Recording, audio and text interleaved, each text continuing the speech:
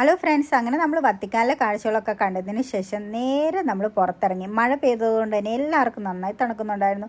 ചേച്ചിക്ക് കുറച്ച് കൂടുതൽ തണുക്കുന്നതുകൊണ്ട് തന്നെ ഞാൻ എൻ്റെ കോട്ടൂരി അവൾക്ക് കൊടുത്തു കേട്ടോ. റോമിലെ രാത്രിയുള്ള വ്യൂവും കാര്യങ്ങളൊക്കെയാണ് ഈ കാണുന്നത്. അപ്പോൾ രാത്രി ആയതുകൊണ്ട് തന്നെ എനിക്ക് അങ്ങനെ ഒന്നും മനസ്സിലാവുന്നില്ല. പിന്നെ ലൈറ്റും കാര്യങ്ങളൊക്കെ കണ്ടപ്പോൾ എനിക്ക് കുറച്ചും കൂടി ഇഷ്ടമായി. അപ്പോൾ നമ്മൾ കുറച്ച് നേരം അവിടെയൊക്കെ ചുറ്റി നടന്നതിന് ശേഷം ചേച്ചി പറഞ്ഞു നമുക്ക് കൊളോസിയം കാണാൻ പോകാം. കാരണം കൊളോസിയം രാത്രിയുള്ള വ്യൂവും പിന്നെ പകലുള്ള വ്യൂവും രണ്ടും ഡിഫറെൻ്റാണ് കേട്ടോ. അപ്പം നേരെ നമ്മളിപ്പം കൊളോസിയം കാണാൻ വേണ്ടിയിട്ടാണ് ഈ നടന്നു പോകുന്നത്. അങ്ങനെ നമ്മൾ കൊളോസിയത്തിൻ്റെ അവിടെ എത്തിയിട്ട് എനിക്ക് കൊളോസിയം അകലേന്ന് കണ്ടപ്പം തന്നെ ഭയങ്കര സന്തോഷമായി. കാരണം ഞാനിത് ഫോട്ടോസ് മാത്രമായിട്ടോ കണ്ടിട്ടുള്ളൂ. പിന്നെ ഒരു ഫോട്ടോയിൽ കണ്ട കാര്യം നേരിട്ട് കാണുമ്പോൾ ഒരു സന്തോഷം പറഞ്ഞറിയിക്കാൻ വയ്യ. പിന്നെ കുറേ നാളത്തെ ആഗ്രഹം കൂടിയായിരുന്നു കേട്ടോ എനിക്കിതൊക്കെ ഒന്ന് നേരിട്ട് കാണുന്നത്. ഇപ്പോഴാണ് എനിക്ക് സാധിച്ചത്.